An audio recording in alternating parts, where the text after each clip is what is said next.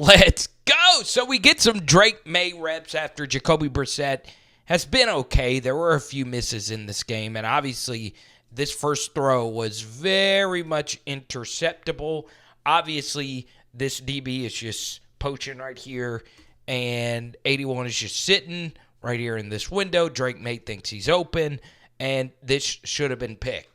I see what he was trying to do, but So we get to second down here, and obviously just a simple run play up the middle.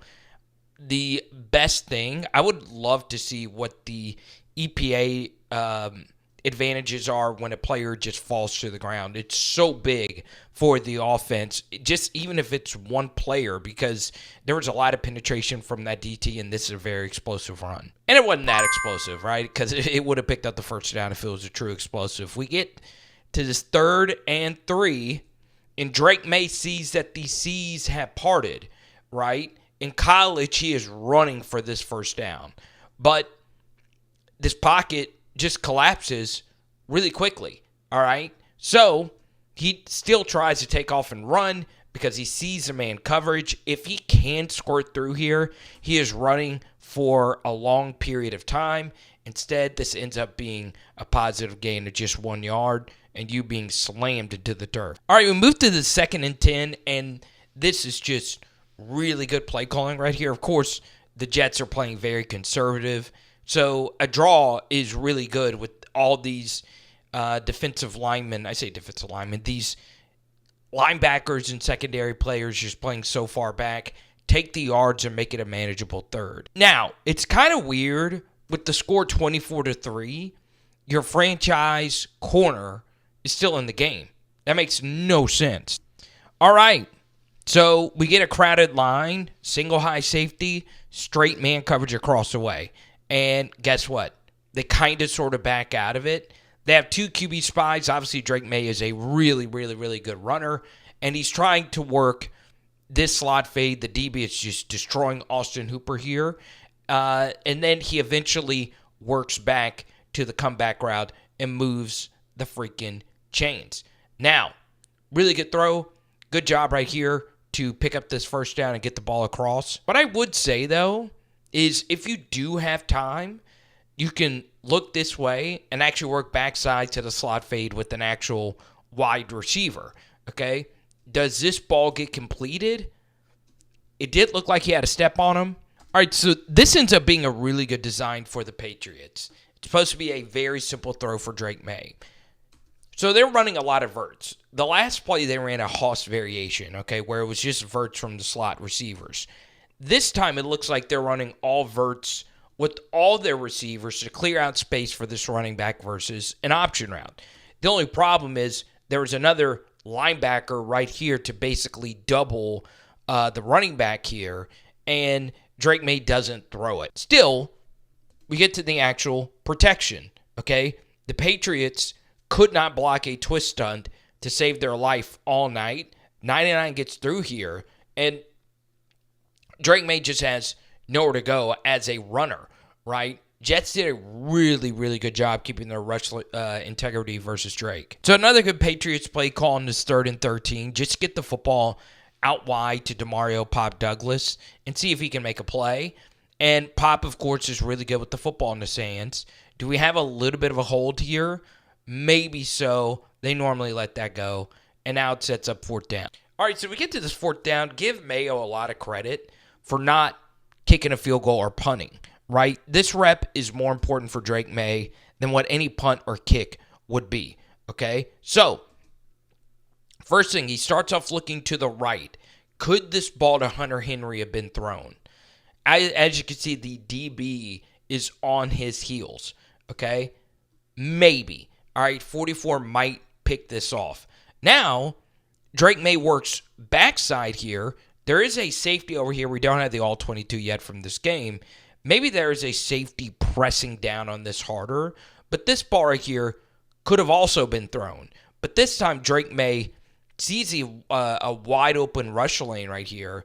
And now it's scramble drill, okay? And Drake Maye sees a lot of space. Does a good job not trying to throw this ball to Polk. Now, let's just see if he could pick up the first down yardage just with your legs. And he's able to very easily. All right, we get to this 1st and 10, and Austin Hooper just got eaten up all night, okay? There's just no separation. This backer's just all over him, and the throw was wide. All righty, so we get to Kayshon Boutte, okay? He switched jersey numbers. Juju Smith-Schuster's former number 9, all right? So let's start over here. We can't really see if any of these verticals were actually open. So let's go back to the snap, okay? So as you see right here, not all the players come on this blitz, okay? Normally, though, if there is a blitz or you feel there's pressure coming up the middle, you want to work the shallow drag, okay? Because this space is being deoccupied and there is just a lot of room to get this completed. So Drake Maye stays on this a while, okay? This drop is indeed very deep. There is a faster DB player, so there really is no chance of running away from him. And Drake, this is ridiculous ball security and a lot of luck that this was not stripped. I have no earthly idea how this ball was not knocked out, okay? No idea. And then also to have the strength to even get it out. All right, so we get to this 3rd and 10, and this is a very, very exotic pressure right here from Robert Saleh, okay? Now, first thing is the Jets decide to overload the left side with 3 defensive linemen. The last thing you're going to think is the Jets are bringing a slot corner blitz from the same direction, the same player from the last play, okay? So you're rarely ever going to see this, okay? I do think it's just a little too much as a defense, okay?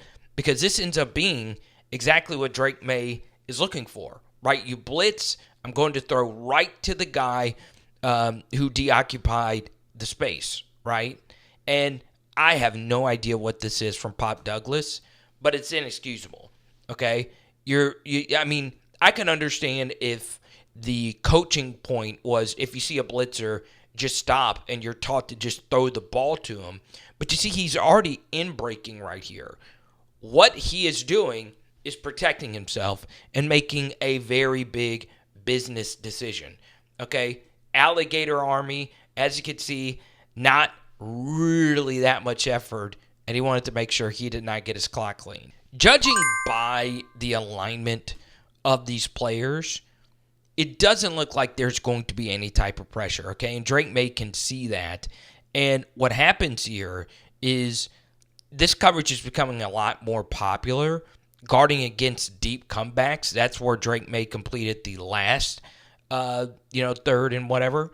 So Drake Maye looks to the right side and sees that the linebacker is underneath an inbreaker from Pop Douglas, and he does a good job stepping up into this pocket and throwing an absolute dart to Pop Douglas over the middle on the dig, which is a really good route to run versus deep safety looks. I don't know what the Patriots are going to do about this offensive line. I was still shocked that the Jets kept their starters out there.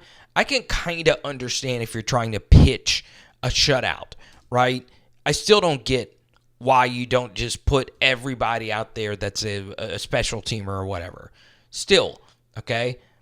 Drake Maye, pocket collapses, Jets offensive line, or Patriots offensive line had a tough day, and he gets sacked. So if I had to grade this outing from Drake Maye, it would probably be a C, but it's garbage mop-up time, your first real action in an actual NFL game. Man, I don't really care that this was an up-and-down performance. What I want to know from you is, do you believe he should start versus the 49ers next week? I understand San Francisco, I think a lot of people feel they're the second or third best team in the NFL. Just depends on who you ask. The big benefit is you do have a few days extra rest before you fly out there to the San Francisco 49ers. So it would kind of make sense if you start Drake Maye, right? Brissett is obviously not the answer. I also think some of it might come down to how the other AFC East teams do on Sunday because, well, that's going to determine how far the Patriots are back in the standings, right? They're 1-2. Obviously, Jets are now 2-1. We'll see what the Dolphins and the Bills do. So you could see that play a factor, but F it, just go ahead, start the guy. Let's see what he got. Now, I know rookie quarterbacks overall have not looked good, but there has been one that I feel is getting better and better and better. And bang, this video is floating in your face right now. Check it out, okay? It is Power Hour NFL. Boom. We also got a ton of Drake Maye preseason videos. Check that out.